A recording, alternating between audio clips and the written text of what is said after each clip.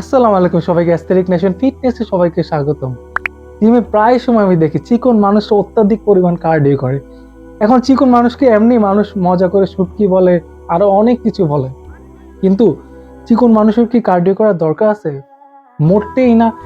চিকন মানুষ এমনিতেই শরীরে নাই কোনো ফ্যাট, নাই কোনো মাসল, জামা কাপড় পরলে এদিক দিয়ে বাইরে হয়ে যায়, তাহলে তাদের কার্ডিও করা কি দরকার?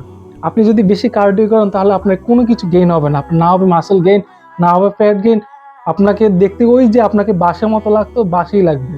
এখন আপনার কি করা উচিত? এখন আপনার কার্ডিওটা করার দরকার নেই, আপনি শুধু ওয়ার্ম আপ করবেন, জাস্ট একটু হালকা একটু 3-4 মিনিট সাইক্লিং করে স্ট্রেচিং করে ওয়ার্কআউট শুরু করে দিবেন। আপনার কার্ডিও করার কোনো প্রয়োজন নেই। যখন একটা লিমিটেড পর্যায়ে আপনি চলে যাবেন তখন আপনার কার্ডিও স্টার্ট করতে পারেন।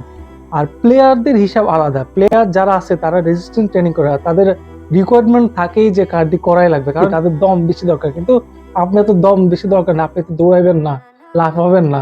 আপনার কি দরকার? এরকম বালকি একটা সুন্দর একটা বডি দরকার, যেটা জামা কাপড় পরলে আপনাকে সুন্দর লাগে, আপনাকে কেউ গাঁজাখোর না বলে। তো ভিডিওটা কেমন লাগলো কমেন্ট করে অবশ্যই জানাবেন। টিল দেন, আল্লাহ হাফেজ।